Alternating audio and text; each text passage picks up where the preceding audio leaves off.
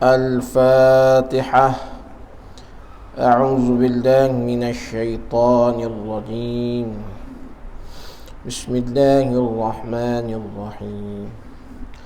الحمد لله رب العالمين الرحمن الرحيم مالك يوم الدين إياك نعبد وإياك نستعين اهدنا الصراط المستقيم صراط الذين أنعمت عليهم غير المغضوب عليهم ولا الضالين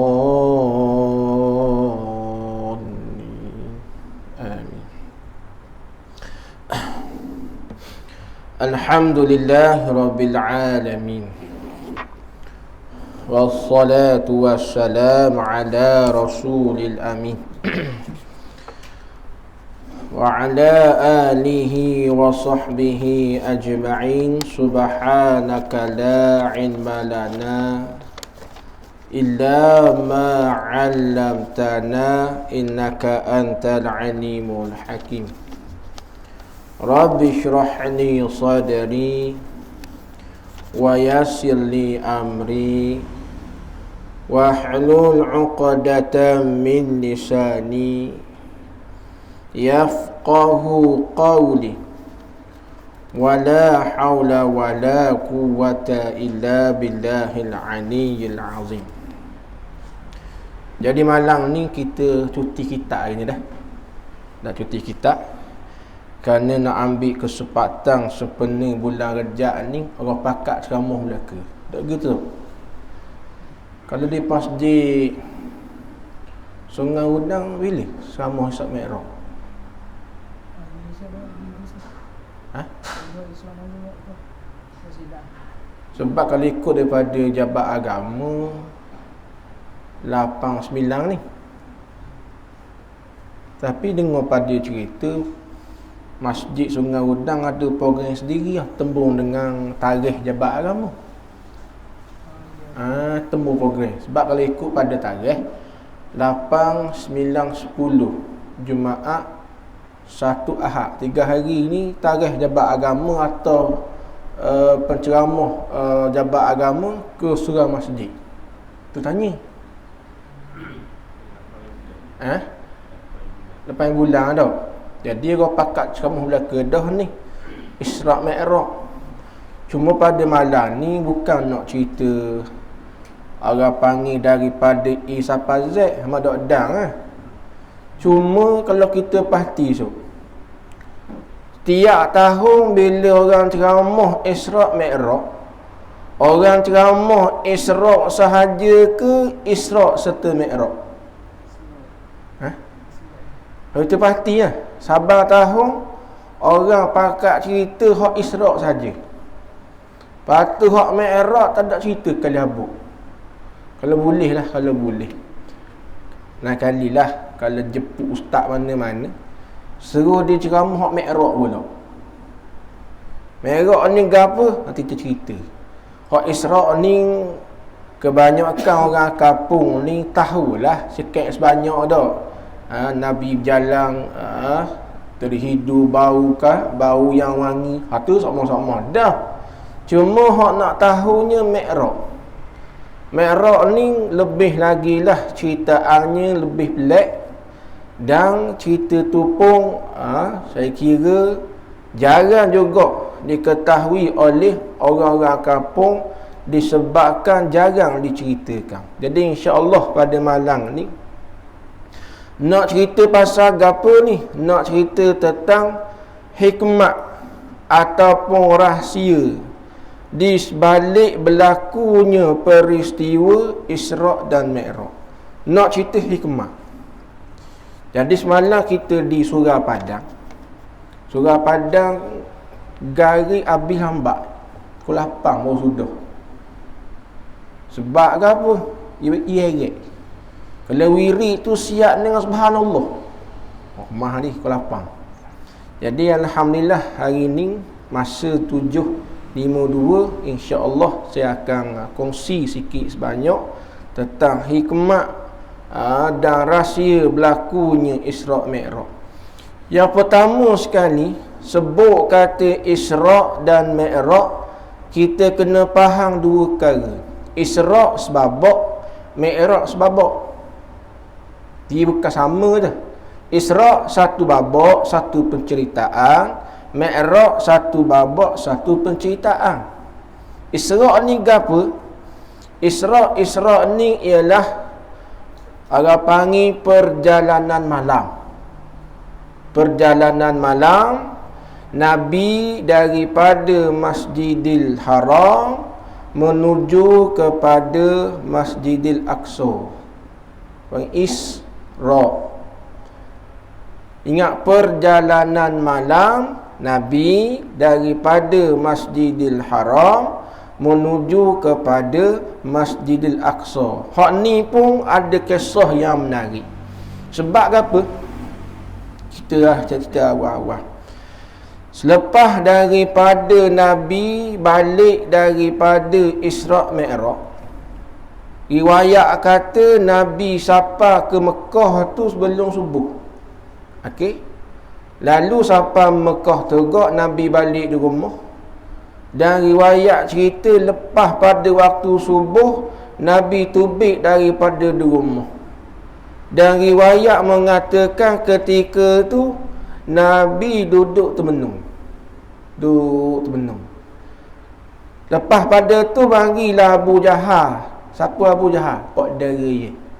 Dia kata kena, "Hei Muhammad, gua nah duduk termenung tu. Mikir asal apa tu? Ada benda mu nak mari cerita ke aku hari ni?" Kata Nabi, ada. Dah cerita benda yang nak cerita sangat tu. Gini, semalam aku ni diperjalankan daripada Masjidil Haram menuju kepada Masjidil Aqsa. Bila rakyat gitu, gelepar suka Abu Jahal. Gelepar kata. Dia kata, "Mamak, wanalah mu ni, kau lama, kau sewai mu ni." Cakap. Kata sebab apa? Nak rakyat mu mamak orang kita, kalau orang rek uta daripada Masjidil Haram ni, mamak nak ke Masjidil Aqsa tu, eret uta nak sampai sebulan mamak Birti balik. Lepas tu balik semula Masjidil Aqsa, nak ke Mekah sebulan. Pendek kata, gi mari 2 bulan. Murayak mu diperjalankan daripada Masjidil Haram ni kepada Masjid Aqsa 1 malam. Mamak muka saya weng cakap. Lepas tu ceritanya dia pergi kepada Abu Bakar, Abu Jahal. Dia kata, "Hei Abu Bakar, aku tengok kawanmu mamak tu cakap kau lama kau bengong cakap." Dia kata Bakar, "Mana pula merayak gitu? Dia mari cerita ke aku," kata semalam. Dia pergi daripada Masjidil Haram kepada Masjidil Aqsa. Lepas tu celak mata subuh sampai Mekah. Dengan harapan bila dengar gitu, Abu Bakar setujulah. Abu Bakar makna kata membenarlah perkataan Abu Jahal tu. Tapi silap. Abu Bakar ni kita panggil kok best friend. Dia kata, "Mu dengar sungguh Muhammad khabar gitu. Duk pakak kuipung belaka di mamak tu Mekah hono." Dia kata gini berjahari, kalaulah perkataan tu tubik daripada mulut Muhammad, bukan kata setakat Masjidil Aqsa, kalau dia royak di naik atas langit nak kucai lagi. Royak ni Isra' ialah perjalanan malam daripada Masjidil Haram menuju kepada Masjidil Aqsa. Cerita tu gata lagi lah. Lepas sambung. Jadi kalau drama masuk, golik lah tepat sedap gitu, you gata mak. You elang betul ni. Hak lain buat lagi. Gata. Apa? Ada satu cerita sedap ni pandai. Tu Isra'. Mi'raj ni benda Mi'raj. Mi'raj ni ialah daripada Masjidil Aqsa Nabi naik kepada Sidratil Muntaha dengan menaiki tangga. Mi'raj ni bang, tangga. Tangga mana? Bukan tangga awal dah. Tangga daripada syurga. Dalam kitab Kifayatul Muhtaj, dia ada mendetailkan tangga tersebut ambil mana, ciri tangga tu sendiri dia sebut. Dalam kitab Kifayatul Muhtaj. Mi'raj ialah daripada Masjidil Aqsa Nabi naik hingga kepada Sidratil Muntaha. Jadi kita nak faham hari ni Sidratil Muntaha tu apa benda. Sidratil Muntaha ni dua babak. Sidrah sebabak, Muntaha sebabak. Sebab dia sebut sama Sidratil Muntaha. Oh, Sidratil Muntaha. Sidrah tu apa? Sidrah ni maknanya pohon bidara. Pohon bidara. Pohon bidara. Muntaha tu apa? Muntaha ni orang panggil tepat sudah situ. Jibril paling tinggi dia boleh sampai di pohon bidara tu. Dipanggil tepat ngelah, tepat terakhir yang Jibril boleh pergi setakat di sidrah. Tu mana muntaha, tepat ngesu, tepat lah, tepat terakhir yang Jibril boleh sapa setakat di sidrah. Kalau melepasi sidrah tanpa izin Allah, kata Jibril, hancur aku. Sebab Jibril dia punya level setakat di sidrah sahaja. Tapi level Nabi bukan level sidrah. Level Nabi ni atas pada sidrah, dipanggil mustawa. Dia Jibril ni dengan Nabi, Jibril temang Nabi daripada Mekah sampailah naik ke Sidratil Muntaha. Itu Jibril temang. Lepas pada sidrah, katanya Jibril, ya Muhammad, aku boleh hantarmu setakat ni ya. Lepas pada ni mungkin diri pula. Katanya Nabi Muhammad, ya Jibril, jangan buat gitu. Tempat ni aku tak biasa pergi. Orang langit. Pasal kita lah orang ajak pergi jalan. Siapa tengah jalan, turun bega. So, aku boleh atas pas sini je. Menjawab gurang abang tempat gelap ni. Lepas ni pergi diri pula. Begitu Nabi. Artinya Jibril merasa bimbang lah. Lepas pada ni pandang-pandang mungkin. InsyaAllah selamat. Nabi pergi atas daripada sidrah makna mustawa. Mustawa. Kemudian daripada mustawa, Nabi naik lagi tingkat paling tinggi sekali, dipanggil Hadratil Kursi. Di situlah tempat Nabi bermunajat. Di situlah tempat Nabi menerima perintah kewajipan sembahyang. Di Hadratil Kursi. Tinggi sekali. Okey. Itu makna Mi'raj. Apa Mi'raj? Daripada Masjidil Aqsa naik kepada Sidratil Muntaha dengan menaiki tangga. Ni gini so. Dia lapisan langit pertama kepada lapisan langit kedua, setiap langit dia ada malaikat yang menjaga. Dia ada malaikat yang menjaga. Nak boleh ke siapa di setiap pintu langit ni, maka masa ratusan tahun. Tapi Nabi boleh siapa satu malam. Dengar pada cerita lah, nampak macam gedak logik tu. Dah. Ia gedak lah. Dokanglah Nabi pergi pada waktu malam. Siapa sebelum subuh. Ikut otak lah. Susah nak percaya dah. Sebab apa? Dah waktu tu mana ada kapal terbang. Nabi boleh cerita pula no. Hak kejadian atas langit no, semua Nabi boleh cerita belaka. Seolah-olah Muhammad tahu mana. Sebab itulah masalah Isra' Mi'raj ni kena ingat molek. Berlaku Isra' Mi'raj ni, ijma' ulama' sepakat kata Isra' Mi'raj ni berlaku tu sungguh. Satu. Yang kedua, berlaku Isra' Mi'raj ni roh dan jasad Nabi. Bukan Nabi mimpi dah. Siapa-siapa kata gini, hamba bukan guna, berat ke nak percaya. Hak gitu tu boleh rosak akidah, silap hari bulan, jadi murtad. Sebab apa? Sebab kisah ni disebut dalam Quran. Nampak kita orang beriman bila cerita datang daripada Quran, sekalipun dak tinggi sekali habuk, bila Quran cerita wajib percaya. Jadi gapo benda hikmahnya peristiwa Isra' Mi'raj ni? Sebelum cerita hikmah tu, kita kena tahu sebab dan kenapa berlakunya Isra' Mi'raj. Jadi cerita dia ni bagi hamba lah sedih. Apa sedih? Kita bakal dengar.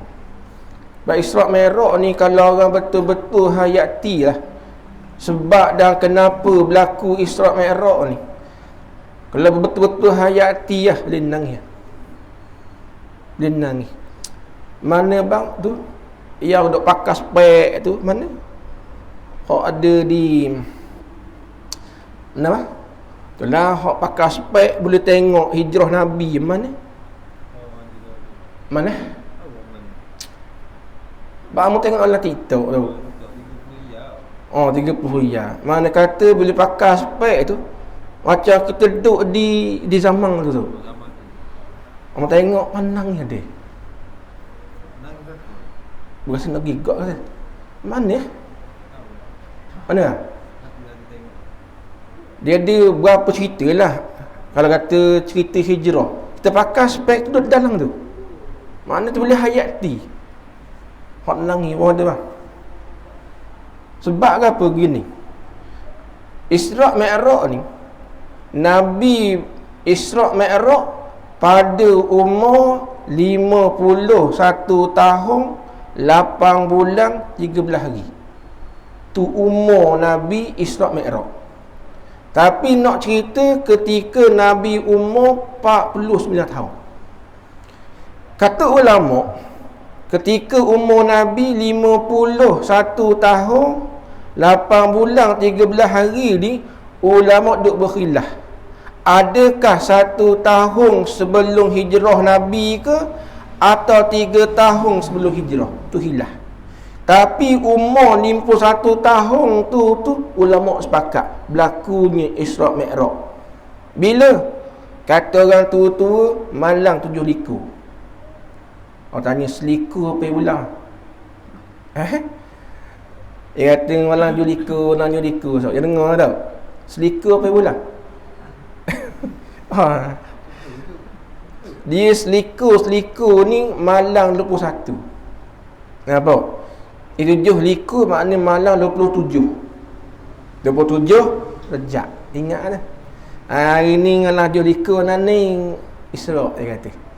Kita pun masa budak-budak kenapa liku? Liku. Rupa-rupanya istilah dulu dipanggil seliku tu malang 21. 7 liku makna malang 27.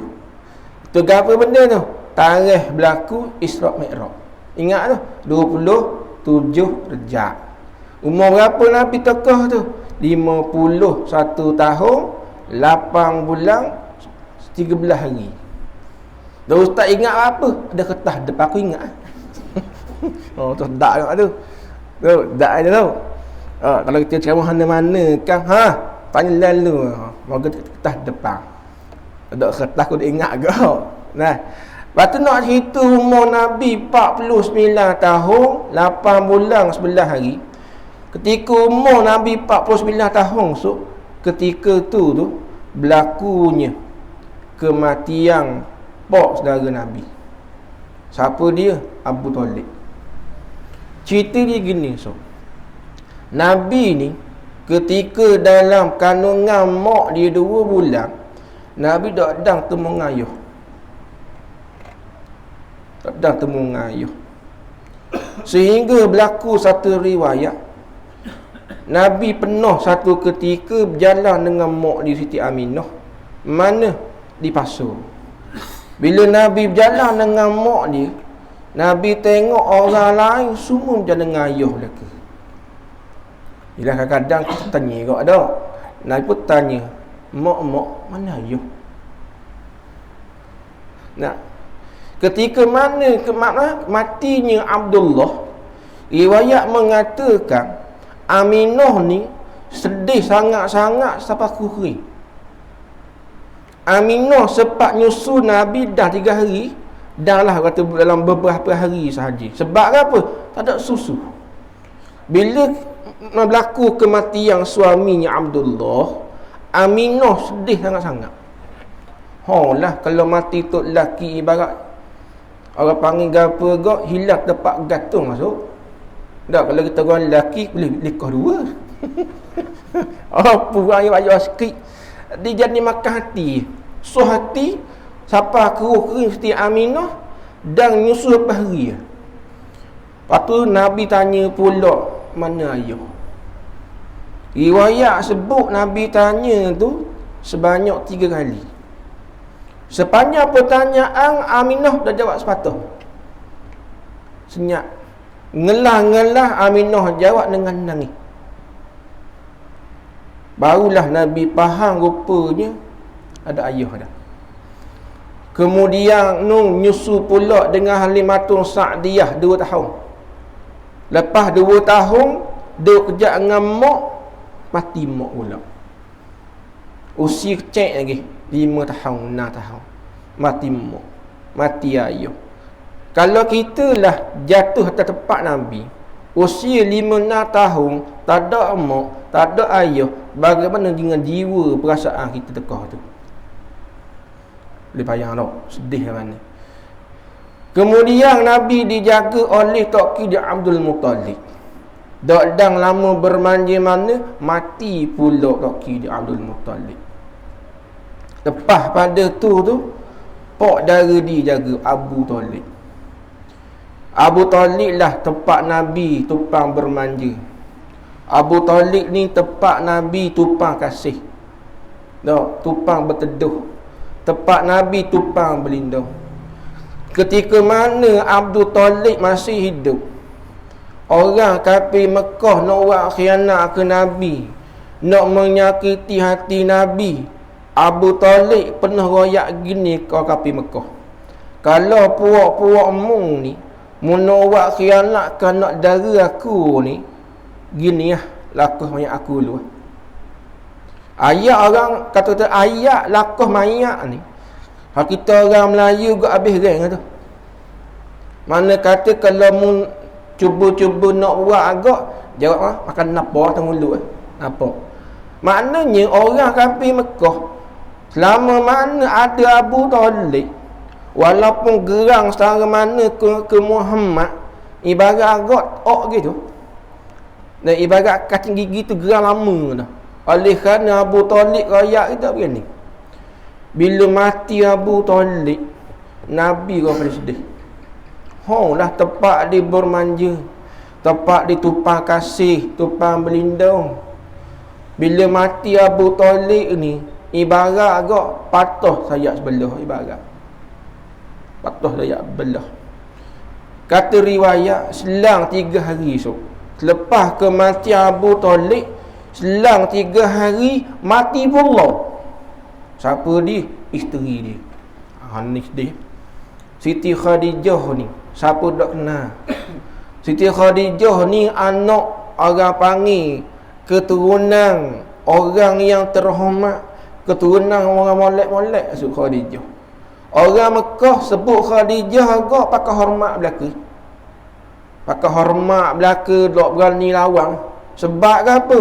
Orang paling kaya Mekah antara Siti Khadijah.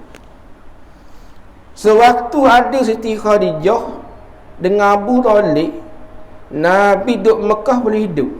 Ibarat agak orang kafir Mekah nak gapo-gapo ke Nabi tak berani. Segang dua orang ni. Abu Talib ni orang debel Mekah. Debel lagu mana? Orang kafir Mekah nak buat khianat ke Nabi tak boleh. Debel saya kata. Khadijah ni debel tak? Debel tu mana? Dari segi harta kekayaan. Orang Mekah ni malu muka sebab kekayaan Khadijah. Lagi pula Khadijah ni orang juruh duk reti nyombong dengan orang cakap molek. Bila mati Khadijah ni ibarat agak putus ayat 12 dah. Ibarat kau Nabi kata mati dua orang ni, kalau aku duduk Mekah lagi, jawapan mati. Belah kanan, belah kiri, depan, belakang, atas, bawah, Nabi ditetang sehebat-hebat. Sebab orang kafir Mekah lama nak kenyak Nabi. Bila mati dua orang atas butir. Cuma apa yang menyebabkan Nabi sedih sangat-sangat ni, sebab sewaktu Siti Khadijah nak mati, Khadijah royak gini ke Nabi. Kata, ya Rasulullah, hari ni habis dah semua harta benda aku guna untuk jalan fi sabilillah. Ya Rasulullah, andai katalah kematian aku ni tulang belulang aku ni, kalau ada harga yang dapat mu jual untuk membantu jalan Allah, ya Rasulullah mu jual. Tu Khadijah. Allah. Nak cari mana bini gitu Nabi sebab lalu Dah Khadijah daripada sekaya-kaya mati tak ada harta. Tapi ngelah hayat tu makan ti. Setara tu Khadijah kabur. Lepas mati dua orang ni kalau kita gila lah. Ibarat ialah tempat gantung lah. Gimana tu? Tak. Bini tempat kita manja dah. Lah ada. Allah. Mati bini ni sawang kita tu. Awang. Tu lah. Tak tu. Ke mati bini happy? Jarang. Mati bini ni ibarat agak orang lelaki lah. Kalau betul-betul setia lah, dia akan makan hati. Lepas matinya dua orang ni, Nabi kata kalau aku hidup Mekah lagi, jawapan mati. Tak dapat tidak, aku kena tubik Mekah, kena pergi ke Taif. Sebab di Taif nung ada anak beranak aku hak jauh. Mudah-mudahan aku pergi di Taif nung bolehlah tupang teduh sementara. Tapi berlaku pula kisah sedih. Nabi pergi ke Taif dengan siapa tu? Kau tahu? Kenapa ya? Nabi pergi ke Taif dengan siapa dia? Pergi dengan Zaid bin Harisah, anak akak dia. Pergi jalan kaki tu. Lebih kurang dalam 2 minggu nak nyapa. Marah dengan 2 minggu nak nyapa. Nabi pergi ke Taif, dalam perjalanan Nabi tergambar dah kenapa letak. Mudah-mudahan aku sapa ni apa kau sambut. Sebab ibarat aku ada tempat gantung lah ni. Nah, ba'di Taif adanya ketua-ketua daripada Bani Saqif. Mudah-mudahan aku sapa ni disambut aku, boleh tak buat orang panggil duduk buat tempat teduh sementara. Tu gambaran Nabi awal-awal. Bila nak nyapa di Taif, Nabi tengok ramai orang. Mana kata ibarat suka dah belam-belam. Tapi siapa ninu lain cerita tu. Siapa ninu pun duduk Taif pakai upah budak-budak, pakai buat tonyeng dengan Nabi. Buat tonyeng hok ni maki caruk, dah cukup dengan maki caruk. Riwayat sebut Nabi di pelekong dengan batu tu. Sehingga Zaid bin Harisah tengok teruknya Nabi ni cedera. Zaid bin Harisah sanggup jadikan tubuh dia sebagai pelindung tu. Riwayat mengatakan cedera Nabi terkena batu ni sehingga darah bertakung dalam selipar Nabi. Dan riwayat menyebut Nabi tubik ke Taif dan kata mengaku. Allah, sedih. Sedih. Lain ceritanya pula. Dah lah mati Abu Talib, pak saudara. Mati pula Siti Khadijah, isteri dia. Lagu ni pula. Allah, sedih tu. Sedih. Darah bertakung. Sekata riwayat masa Nabi berlari tu, kedengaran bunyi darah hak takut dalam lipas Nabi. Nak riwayatnya Nabi terbarah. Setara tu Nabi dapat. Jiwa kita lagu mana? Kalau kita lah jadi seperti Nabi, jawabnya dapat jalan dah. Dapat jalan dah. Gininung dak kena, gisining dak kena lelaki tu. Kalau kita nak kena lah. Dak pergi sini dak kena, pergi situ dak kena, depan atas dak kena, nak gimana kita? Tak apa, usul ada, usul omong nanti. Nabi ada orang. Ada orang. Maka cara nak Allah Ta'ala nak menghiburkan hati Nabi ialah dengan ajak pergi jalan. Maka di sini kita boleh ambil pengajaran, kalaulah kita ni ada masalah, nak nampak muka dah pernah jadi, pergi jalan. Nampak? Mungkin kita stres ke gapa, dah caranya pergi jalan. Kalau ada masalah gapa, kata nak pergi jalan, ambil sudi jadi penemang. Allah. Cakap bawa nak pergi, kita pergi tak apa. Katalah ustaz ada masalah, seminggu lebih dah ada masalah. So kata tak ada hidup gini aku ni, aku nak pergi jalan.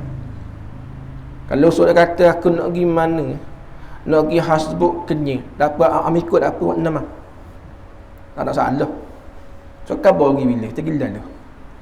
Gimana tu? Okey. Tak salah, khabar sebab Nabi pergi jalan kasar kan. Dalam kaedah nak pergi jalan musafir, syarat tak izin pergi sorak. Sehingga kan kalau musafir sorak makruh hukum. Paling kurang 2 orang. Jadi Nabi pergi jalan dengan siapa dia? Dengan Jibril. Tapi cara Allah bawa jalan Nabi ni pelik sikit. Biasa kan jalan siang ke malam? Siang. Orang di rumah kita nak sangat petik buah cebek, buah strawberry, kebun hello hari siang. Mana tak metik ke malam-malam. Gila ke apa? Siang hari pagi. Betul tak? Nangis hangat nak pergi cemeng hello. Nah, Nabi dak. Allah Ta'ala bawa jalan Nabi ni waktu malam. Maka di sinilah kita kena fikir. Sebab apa malam? Why? Kenapa malam? Speaking putih sikit. Sebab apa malam? Di sini kata ulama, antara rahsia Allah Ta'ala memperjalankan Nabi pada waktu malam ni, kerana malam ni nisbah orang panggil udara segar malam. Siang hari ni makna panas. Sebab Allah Ta'ala buat jalan Nabi ni, Allah Ta'ala nak tunjuk perkara hak pelik-pelik.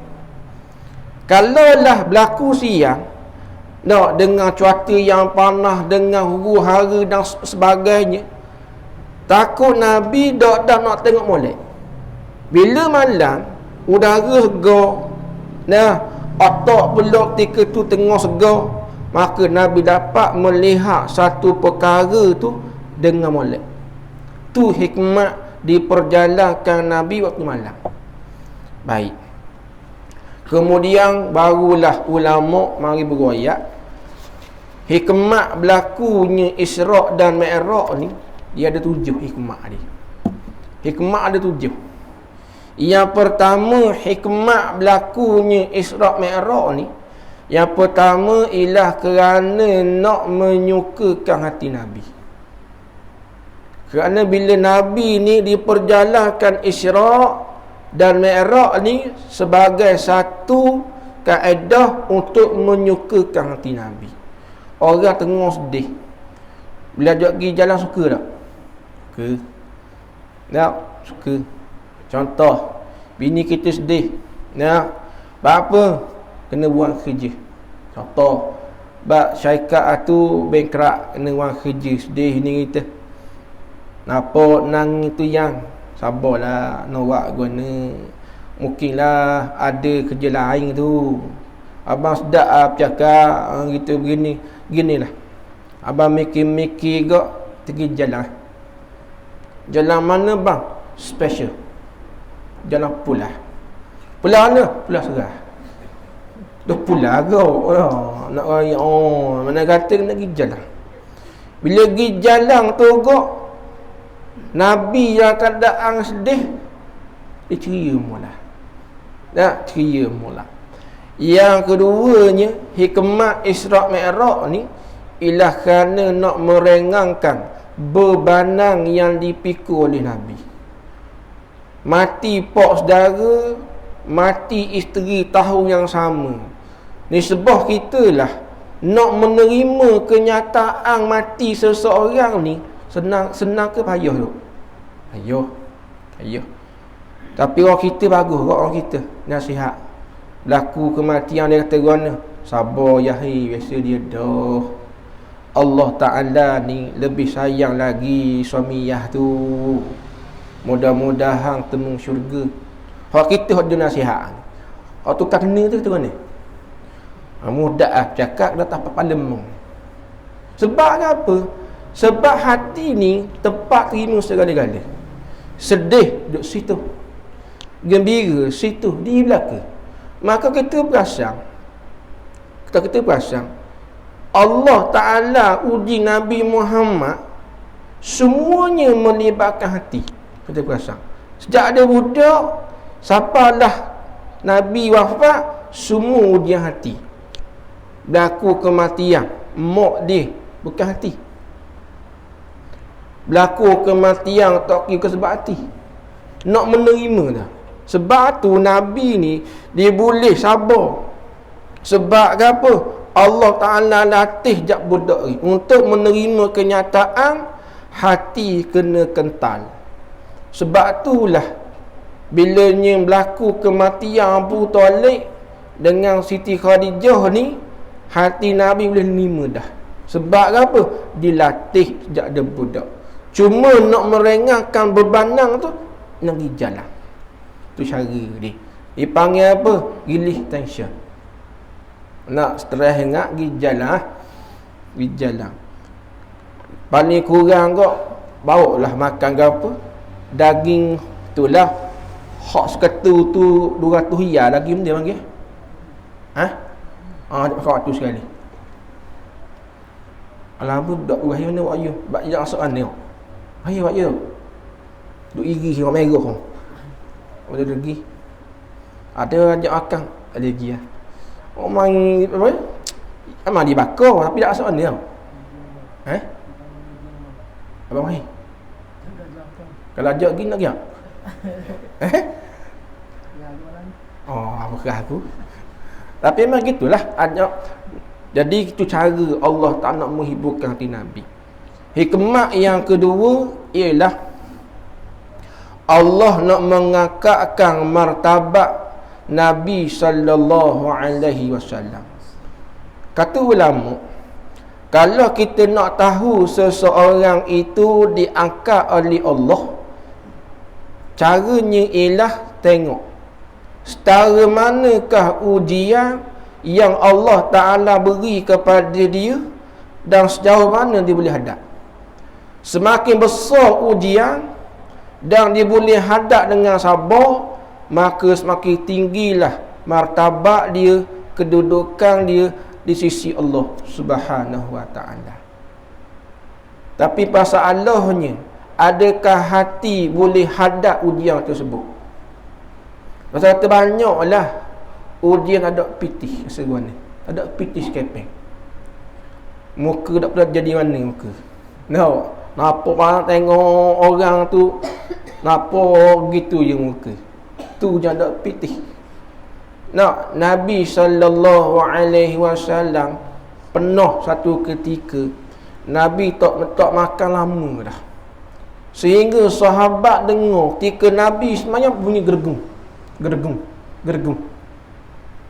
Katanya sahabat, ya Rasulullah, mu sakit ke? Tak. Tapi dengar gergung. Ngelah. Nabi kata, aku tak sakit, aku lapar. Akak-akak duti batu perut. Berarti seuti batu sebulan. Duti 2 bulan. Nabi yang doakan. Kita kan Nabi, kita Nabi. 2 bulan doakan Nabi. Sebab apa? Semakin besar ujian, boleh hadap dengan sabar, dah semakin tinggi kedudukan Nabi sallallahu alaihi wasallam. Cuma apa yang masih terkesanglah ayat Nabi. Ya Rasulullah, doakan mustaghning ya Rasulullah. Kami ni semua ni sahabatmu. Dok tergamak tengok mustaga ni ya Rasul gini lah. Kalau mu nak makan, aku boleh makan ke Rasulullah. Tapi jawapan Nabi menyebabkan kita rasa terkesang. Kata Nabi, betul, kamu semua ni sahabat aku. Betul, kamu dapat memberikan aku makan sedap-sedap, tapi aku milih lapar. Supaya apa? Supaya umat-umat aku pada hari akhirat datang dalam keadaan kenyang, tak lapar. Biar aku seorang lapar tak apa. Tu Nabi. Allahu Rabbi. Nabi berkorban untuk kita. Biar aku lapar tak apa, rasa umat aku tak lapar. Tu Nabi. Sebab tu lah, kalau ada program orang panggil selawat ke apa, suka tu. Suka sebab apa? Kita memuji Isa yang paling agung, yang sanggup berkorban jiwa dia, nyawa dia untuk umat. Patut kita nak buat program puji dia, salah tak? Tak. Suka benar-benar. Sebab tu kita rasa seronok. Atau orang ni hendak baca Syama'il Muhammadi tentang sifat, suka tu. Mudah-mudahan kau tertanam rasa cinta kepada Nabi sallallahu alaihi wasallam. Sebab itulah kalau orang benci program selawat ni, bukan orang susah tang gitu tu. Sebab siapa dia tak suka program selawat? Duk cerita tentang peribadi Nabi, tentang sirah Nabi, duk puji tentang orang panggil peribadi Nabi. Ini kita sebagai umat ibarat ucap terima kasih ke Nabi. Maka sepatutnya program tersebut perlu diperbanyakkan. Molek. Sebab mau tengok kadang-kadang seseorang itu berubah dengan sebab banyak selawat kepada Nabi. Kerana kesan selawat kepada Nabi mempengaruhi jiwa seseorang. Percayalah, orang yang banyak selawat ke Nabi, sikit sebanyak akan mengubah kehidupan dia. Percaya tu. Sebab tu aku suka sangat-sangat, seronok sangat-sangat bila ada program gitu. Program selawat memuji Rasulullah, suka hati apa. Suka. Tu yang kedua. Yang ketiga, hikmat berlakunya Isra' Mi'raj ialah Allah nak menzahirkan kebenaran. Allah nak menzahirkan kebenaran. Mana? Ingat dia, cerita asal dia. Asal dia gantung cerita asal dia. Lepas tu katanya Abu Jahal, wako kalau mudak percaya, mai terpakat pergi tempat dia. Tempat duk beri pun Mekah mai pergi. Siapa linung tu tengok puak-puak Mekah duk pakat khumung ke Nabi. Dalam ramai-ramai tu ada beberapa orang yang biasa pergi Masjid Aqsa. Katanya, ya Muhammad, kalau betul lah mu pergi sungguh gini, aku nak mu cerita ke aku. Masjid Aqsa ning ni pintu ada putih. Allah tanya usuk lah, surah kita ni pintu ada putih. Kata usuk, bukan kerja aku bilang pintu. Tapi nak orang Mekah tanya soalan logik lah. Tu jiwa satu perkara je. Bila Nabi jawab salah, kau kata dah Muhammad lebang, terina. Tapi Nabi boleh sebut sesuatu hebat. Sesuatu boleh sebut satu. Ibarat ke orang hak pergi sokmo tu tengok gitu ke Nabi. Tak tegak betul lah ke? Bila semua soalan Nabi boleh jawab. Ngelah kali kata gua mana? Kau tengok Muhammad ni dak lebih malaikat tu nujung ni. Bina. Tu nak royak bila Allah tutup pintu mata hati. Walaupun di depan dia terzahir kebenaran, tetap nampak salah. Itu pengajaran. Sedangkan kita kata Nabi Muhammad jak budak, semua orang Mekah panggil Al-Amin. Orang yang benar bercakap. Gua nak royak gitu. Nak royak tu kisah Isra' dan Mi'raj. Di sebalik berlakunya Isra' dan Mi'raj tu tersimpan hikmah dan rahsianya.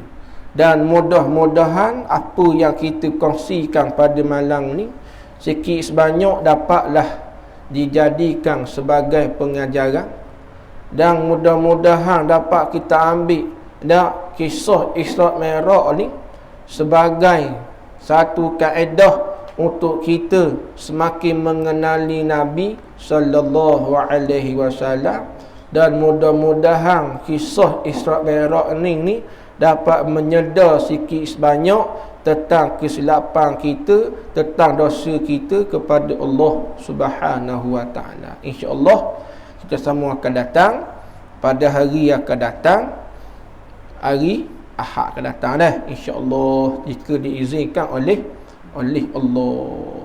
Subhanakallah wa bihamdika asyhadu an la ilaha illa anta wa nastaghfiruka wa natubu ilaik.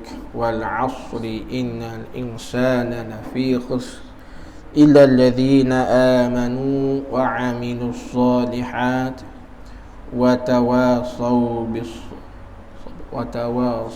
sabr. Assalamu alaikum warahmatullahi wabarakatuh.